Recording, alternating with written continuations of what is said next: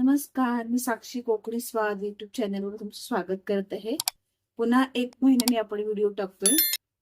मला अशी छान अशी मस्त झणझणीत असं काहीतरी नॉनव्हेज दाखवायचं होतं, पण ते काही जुळत नाहीये गणित. त्यामुळे म्हटलं आता घरात बोंबील आहेत तर बोंबलांचं मस्त झणझणीत चमचमीत असं कोकणी पद्धतीने कालवण दाखवूया.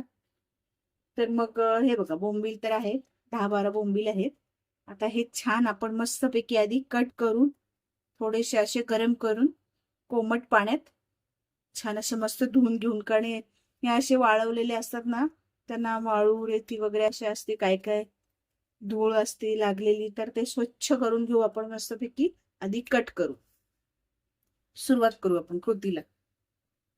आपण कापून घेतलेले बघा, पूर्ण असे डोके साईडचे कल्ले बिल्ले सगळं मी काढलेलं आहे. आणि किती कचरा आहे बघा. आता हे स्वच्छ आधी आधी आपण असे चांगले परतून थोडेसे असे गरम करू, म्हणजे ते थोडेसे सॉफ्ट होतील. आणि गरम पाण्यात टाकले की ते अजून थोडेसे मऊ होतील.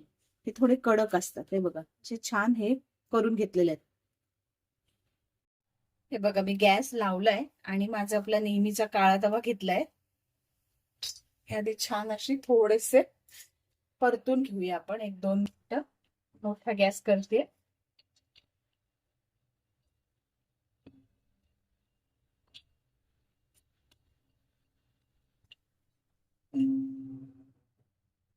चांगले परतून घेऊया 10-15 मिनिटं. झालेत आपले. आता हे असेच ह्याच्यात ठेवू आणि वेगळ्या भांड्यात पाणी गरम करून ह्याच्यात टाकू आपण. हे बघ, पण ह्याच्यातच हे असं छान पाणी घालणार आहोत. म्हणजे हे ना चांगले मऊ होतील. आणि मग हे ना मस्त असं स्वच्छ धुवून घेऊ.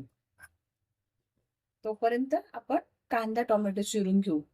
आणि माझ्याकडे चिंच आहे, हे बघ, मी चिंच छोट्या वाटीत भिजत घातलेली आहे.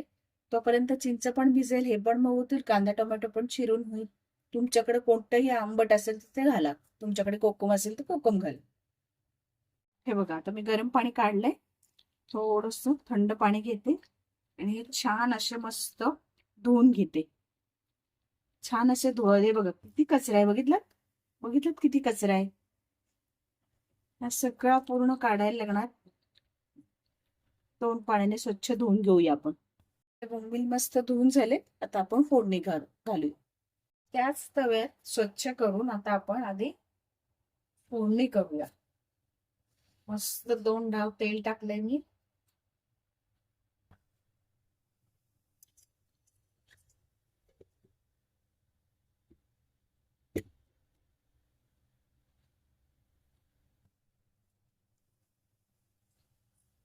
कढीपत्ता थोडासा तडतडू दे.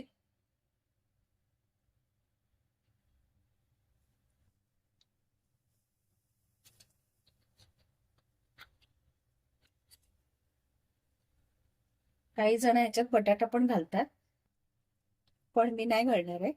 मला पण आयडिया सुचली होती ही, पण म्हणलं नको. आता आपण कांदा टोमॅटो घालणार आहोत.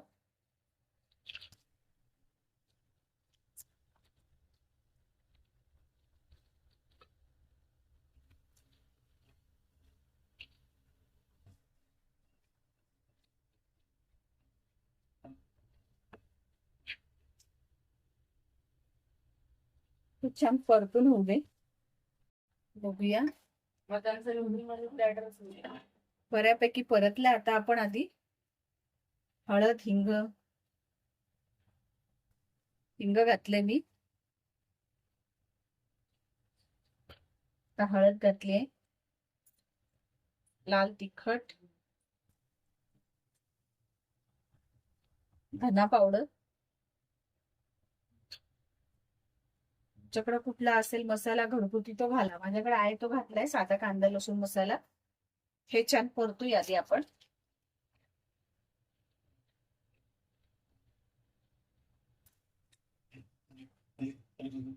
आता याला आधी आपण मीठ घालूया, चवीनुसार मीठ.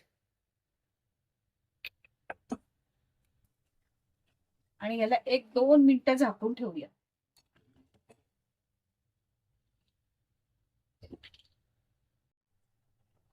वा, आता आपण बोंबील घालूया. हे छान परतून घेऊ. आणि आता ह्याच्यात गरम पाणी घालायचं आपल्याला, थंड पाणी नाही घालायचं, कारण हे 2 मिनिटात शिजतात. कारण ऑलरेडी आपण ते गरम पाण्यात हे केलेले आहे.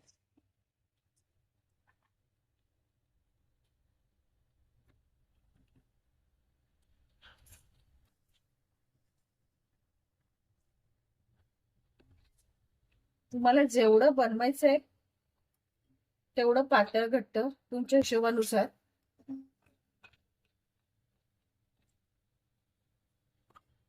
अजून थोडस पाणी घालते मी त्याच्यात.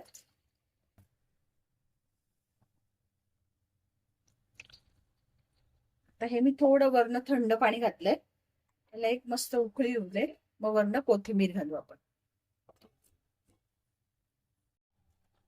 वा बघा, 2 मिनिटात उकळी आली गरम पाणी घातल्यामुळं. आता आपण हे आंबट घालणार, म्हणजे चिंच आपण घेतलंय, भिजत घातलंय, त्याचा कोळ करून घेतला आणि ते घातलं.